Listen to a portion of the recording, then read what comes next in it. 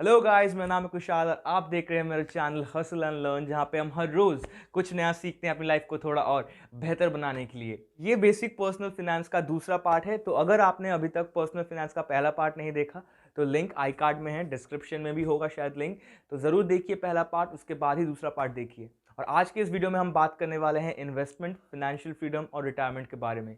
तो बिना किसी देरी किए चलिए शुरू करते हैं। Tip number 3, understanding your money. अब इस पॉइंट में हम अपने पैसों को समझने वाले हैं, यानी हम पैसों के बारे में कुछ ऐसे कॉन्सेप्ट जानने वाले हैं जो कि आपके पैसों के बारे में नजरिया ही बदल देगा। सबसे पहला पॉइंट है फिनेंशियल फ्रीडम। फिनेंशियल फ्रीडम यानी वो फेज आपके लाइफ का जहां पे आपको काम करने की कोई जरूरत नहीं, यानी आप घर बैठे रहोगे और तब भी आपकी मंथली एक्सपेंसेस अपने आप आपके जेब में आ जाएगी। और ये कैसे पॉसिबल है जानते हैं अगले पॉइंट में। इनकम सोर्सेज, यानी ये वो सोर्सेज है जहां से आप इनकम जनरेट करते हो। ये नॉर्मली दो टाइप्स के होते हैं, या तो एक्टिव सोर्स या फिर passive source. Active source of income वो सोर्स है जहां पे आपको फिजिकली प्रेजेंट रहने की जरूरत है, जैसे कि आपका डेली जॉब या फिर आपका बिजनेस जहां पर आपको फिजिकली इन्वॉल्व होना पड़ता है।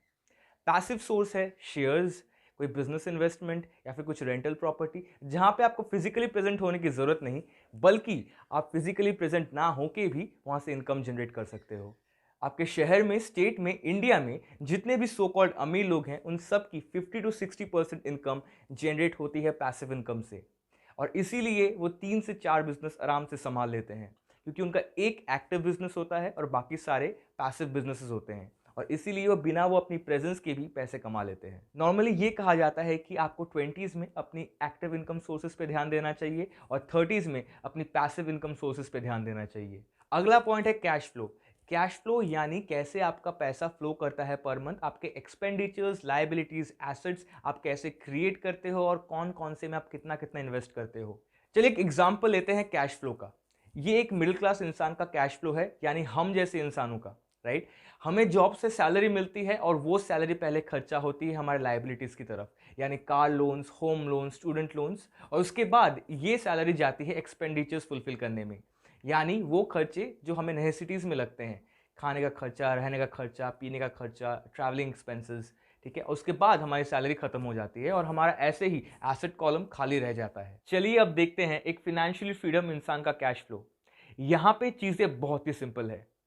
ये अपना कैश फ्लो ऐसे डिजाइन करते हैं ताकि इनका पूरा पैसा इनके एसेट से जनरेट हो पाए। अर्ली स्टेजेस में ये अपना पूरा पैसा एसेट्स बिल्ड करने में लगाते हैं, यानी ऐसे एसेट्स जो इनको इनकम जनरेट करके दे। और एक टाइम के बाद ये अपना इतना एसेट्स बना लेते हैं कि इनको और जॉब करने की जरूरत नहीं पड़ती। अगर अभी तक आपको ये वीडियो अच्छा लग रहा है तो लाइक कीजिए, सब्सक्राइब कीजिए हमारे इस चैनल को, ताकि ये सीखने और सिखाने का सिलसिला चलता रहे।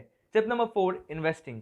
इन्वेस्टिंग यानी वो फेज जहां पे हम अपना सेव किया हुआ पैसा इन्वेस्ट करने वाले हैं। लेकिन कोई भी इन्वेस्टमेंट करने से पहले हमें यह देखना जरूरी है कि वो एक इन्वेस्टमेंट सही इन्वेस्टमेंट है या गलत। हम सही इन्वेस्टमेंट्स को एसेट्स कहते हैं और गलत इन्वेस्टमेंट्स को लाइबिलिटीज। और इसीलिए ही इन्वेस्टमेंट करने से पहले हमें यह जानने की जरूरत है एसेट्स और लाइबिलिटीज हम किन्हें कहते हैं। एसेट्स वो चीजें हैं जो आपके जेब में पैसा डाले, यानी आपकी इनकम जनरेट करे, और साथ ही में उनका विद टाइम वैल्यू भी बढ़ता रहे। और लाइबिलिटीज वो चीजें हैं जो आपके जेब से पैसा निकालती है और विद टाइम इनकी वैल्यू भी कम होती रहती है। फॉर एन एग्जाम्पल, आप एक घर खरीदते हो अपने रहने के लिए, तो क्या ये घर आपके लिए एक एसेट हुआ? इसका आंसर है नहीं, क्योंकि जब आप एक घर खुद रहने के लिए खरीदते हो तब आपका उस घर से कोई इनकम जनरेट नहीं हो रहा। हाँ, विद टाइम उसका वैल्यू बढ़ता है, लेकिन एक एसेट कहलाने के लिए दोनों चीजें जरूरत है। एक तो इनकम भी जनरेट करना जरूरी है और साथ ही में उसकी वैल्यू भी बढ़नी जरूरी है। लेकिन वही घर अगर आप पार्शियली रेंट पे दे देते हो तो वो इनकम जनरेट करना स्टार्ट कर देता है। तो अब इनकम भी जनरेट हो रही है और कैपिटल वैल्यू भी बढ़ रहा है, और अब ये एक एसेट बन जाता है। तो एक अच्छा इन्वेस्टमेंट वो होता है जिससे आपकी इनकम भी जनरेट हो और साथ ही में विद टाइम उसकी वैल्यू भी बढ़ती रहे। अब हमें ये तो पता है कि हमें इन्वेस्ट एसेट्स में करना चाहिए, लेकिन एसेट्स दो टाइप्स के होते हैं, paper assets, real world assets. Paper assets यानी वो एसेट्स जिनको आप फिजिकली नहीं देख सकते, जैसे कि बॉन्ड्स, म्यूचुअल फंड, शेयर्स। और फिजिकल एसेट्स यानी वो एसेट्स जिनको आप फिजिकली सामने देख सकते हो, जैसे कि कोई प्रेशियस मेटल्स या फिर प्रॉपर्टी। अब जैसे कुछ लोग स्टॉक खरीदना पसंद करते हैं, वहीं पे कुछ और लोग प्रॉपर्टी खरीदना पसंद करते हैं। तो इसमें से कोई सही कोई गलत नहीं है, बस प्रेफरेंस के ऊपर डिपेंड करता है। तो यही था इन्वेस्टमेंट के बेसिक्स का भी बेसिक्स। लेकिन अगर आप चाहते हो कि मैं इस पे एक डिटेल्ड वीडियो लाऊं तो मुझे कमेंट सेक्शन में ज़रूर बताइएगा, ताकि मैं आपके लिए जल्द से जल्द ये वीडियो ला पाऊं। Tip number 5, retirement. शायद आपको लगता होगा कि रिटायरमेंट में अभी काफ़ी देर है, लेकिन आपकी सोच से कहीं जल्दी रिटायरमेंट आपके सामने आने वाला है। तो इसीलिए आपको तैयार रहने की ज़रूरत है। रिटायरमेंट के लिए सबसे इंपॉर्टेंट पॉइंट है सेव योर एज।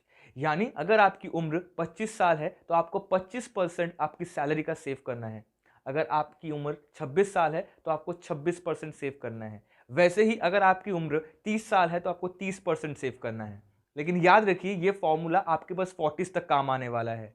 सपोज आपकी उम्र 45 से अबव है, तो आप अगर 45 की उम्र में सेव करना पहली बार स्टार्ट करते हो रिटायरमेंट के लिए, तो आपको 45% से ज़्यादा सेव करना पड़ेगा। ध्यान में रखने वाली और एक चीज़ कि आप जब भी किसी कंपनी में काम करते हो, आप अपने सैलरी का 24% ईपीएफ के थ्रू डिडक्ट करवाते हो, यानी सेव करते हो अपने रिटायरमेंट के लिए।